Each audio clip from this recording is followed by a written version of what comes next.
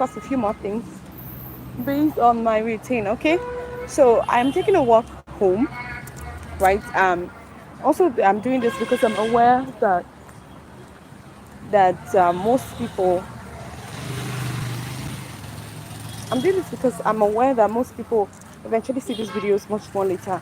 And I think somehow right now, I notice all of a sudden that um, YouTube sponsors or pushes even live events, like on an average, especially for people who are what's the word?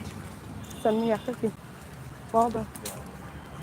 Especially for people who are within your circle of influence or people who are following you. So that's why I decided that, oh, well, I think I can go live and discuss this as well. So today, essentially, I'm going to be talking about content strategy.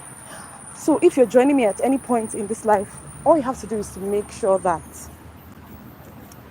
you eventually press yourself backwards to about a minute and then listen to everything that I have to say. Okay, so like I said, every morning, this is my routine. I literally go from home to work, literally from home to drop off my children, and then on my way, this is me on my way back home. So I normally take very long walks. I'm going to take a little break in between so that I can get something. I usually plan my meals from the morning, and then why I share everything I need to share. So I'm already taking permission ahead of time for the people who eventually come in early. Okay, so a few things I wanted to share. So this is essentially it, right? Content creation strategy. A lot of people say content is very hard because they have not sat down to make strategies or strategize. Well, for me, there are a couple of ways I always create content for my community people. Let's say I'm meeting you for the first time, and the question is, what content are you likely going to have me discuss with you on board? Like, what content? Okay, so let me explain this right now. Um, let's see. Let me take Let's say you're a public speaking coach. Yes, that's the word. So we'll start content creation from public speaking. Let's say I'm a public speaking coach, and the goal is not essentially just to maybe write or talk about 2D. The goal is 3D. Like when we discussed that in our why, the day we discussed personal branding and all, we discussed how the five senses were created: the sense of taste, smell, the taste of the sight, yes, sense of like seeing, that's the word I wanted to use, and many others. So there are five senses: taste, seeing, hearing, feeling, touch, and all that. So layers all these layers have different levels attached to it when you're creating content.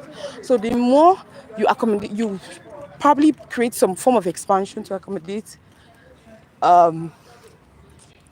all these five senses, to accommodate this in your content style, the better for you, right? That's the word I wanted to use. Sorry guys, I'm working, so my mind is a bit distracted.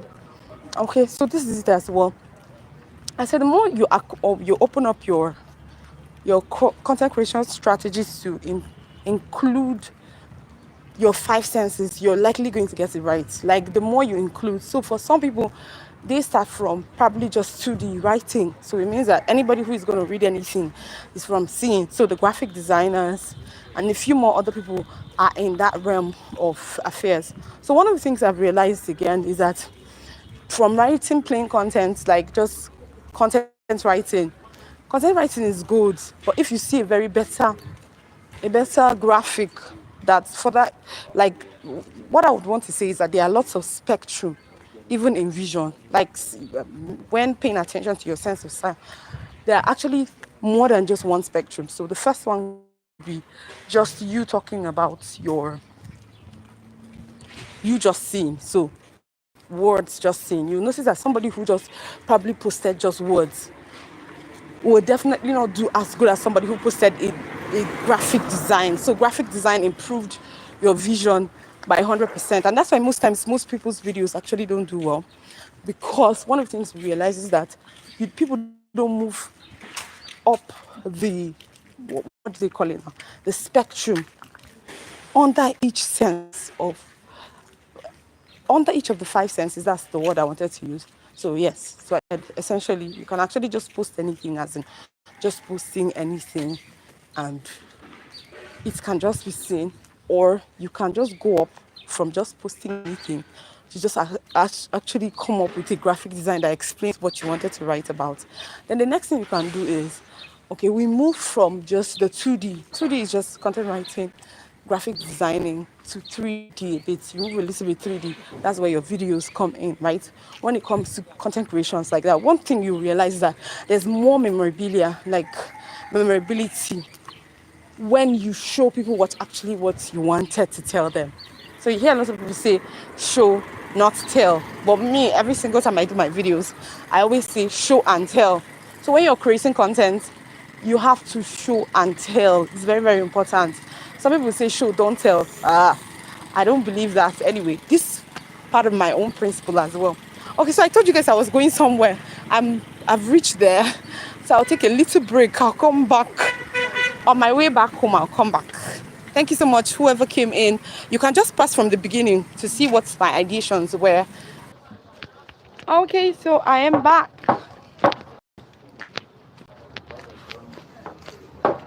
So yes, I was. Yep. I normally take walks in the morning, so that's what I do. Okay. So yes, as I was talking about content strategy, how to curate content. Well, the thing is, anywhere for my community, most of the time I still end up giving them prompts, right? But I like to teach the origin, right? I like to teach. I always like scientific. Every time I'm doing anything I do, I like foundations, right? So that's why I like to always discuss foundations, so that you know why and how maybe some of your posts will do better, and then how to improve on the spectrum, like every single time you go up the spectrum. Okay, so probably if you just joining now, I discussed earlier the five senses: sense of seeing, smelling, sight, touching, hearing. All these are very important when curating content. Very, very important. So I talked about content writing. Content writing is essentially just 2D. So it's just seeing, like, except of course if you through the act of storytelling, you can actually give somebody a vision of what they are reading. But not most people have patience. That's why when you go from 2D, anyway, like I also described earlier, yeah, the spectrum of 2D as well. For the 2D, you're going to have just reading directly, and then you can have graphics. That means instead of just having 2D that's describing everything you just said, you would likely do better when you have a graphic that interprets everything you just said. That's why most videos that have graphics, very good edits, usually do better. So you are the person in that video or an AI avatar, but then you still have graphics describing literally every word. So you find out that in the spectrum, most of those videos are super easier to watch. So I talked about content writing now. So we're still talking about content writing. I talked about the 2 tiers of content writing, which is firstly, I said writing, that's reading, book, script, that's 2D. But then graphics, interpreting those scripts is still 2D, but it's like an improvement. So you find out that it's easier for graphics to convey everything. I tried it severally, like several times I've had to curate my, what do they call it now? Several times I've had to curate my bootcamp posts, and I've seen it over and over again. That every single time I created the post without releasing an official flyer, it seems like it's going over people's heads. Until I start putting out the flyers, then people are like, oh, okay, I'm interested. So that's what normally happens. Sometimes people might read, they don't have the patience to read to the end. That's why it's very important that you ensure that you have a graphical interpretation of whatever you're reading. So we talked about the first part, right? We finished from 2D. Like I said, I'm not going to stay too long. If you join the bootcamp, you're going to get all this information, right? Okay, so the next thing we're going to be talking about is 3D, which is essentially where videos, like doing everything you want to say, storytelling. And for storytelling, we have discussed storytelling as well, right? In a little detail, because like I said, everybody wants to see. So stories help people see. When you are coming up with a content strategy, storytelling should be part of it, because stories help people see and not just hear. Okay, so that's why it's very important that you tell stories and then put yourself in a two-person dialogue, making sure that you're going back and forth in that conversation, because I've also seen that it has a rhythm. Storytelling has a rhythm, it has a contraction, and then it has, so I just did that now, and then or however, it just has contractions. So I think I've had one very amazing guy who did a little work on that. I wish I could remember his name right now, but if you can just ask on the live, I would definitely drop it off for you to probably have access to the person. I just hope you're hearing me super clear. I don't know. This place is super noisy in the morning. So, like I said, this is my basic itineraries every day. So back to my conversation. So we talked about the 2D. From 2D essentially, it's not a big deal. It's just content writing and then a graphical representation of the content. There's something called the Napkin AI right now. Napkin AI helps you interpret directly. Like Napkin AI helps you interpret exactly what you want to see. Like, exactly, like you probably just wrote a script right now and then it interprets it. So that's another advantage. You might want to look for it, download it. At least for now, it's still a free resource until they scale.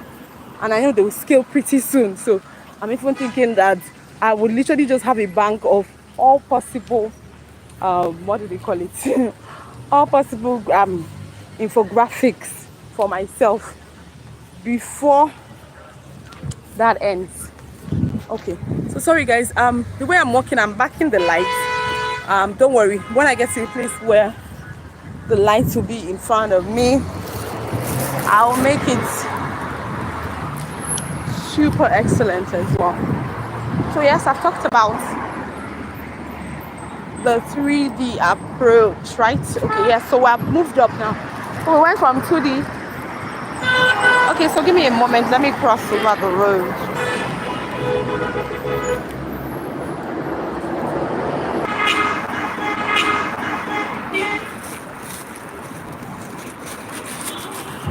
Okay, so I'm back and I think the light is getting better. The direction of the light is very poor. Very poor. Yes, I think it's getting better.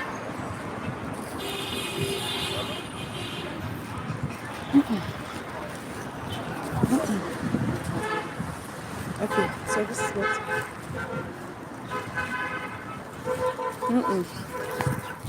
The light keeps moving past streets.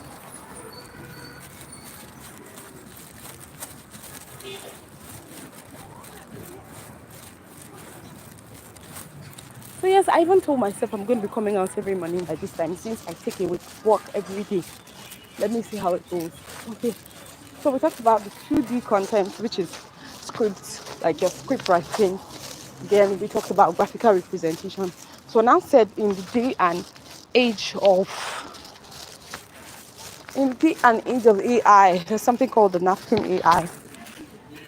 And oh god, the lighting is so poor. I have to lift my hand up, and it's weird to lift my hand up on the street. But then this actually looks better. So I said that right now there is an AI right now that interprets everything you're saying, everything you write as a script. Eventually, okay, I'm still trying to catch my breath. Yep. Okay. So I said right now there's an AI that interprets your scripts, and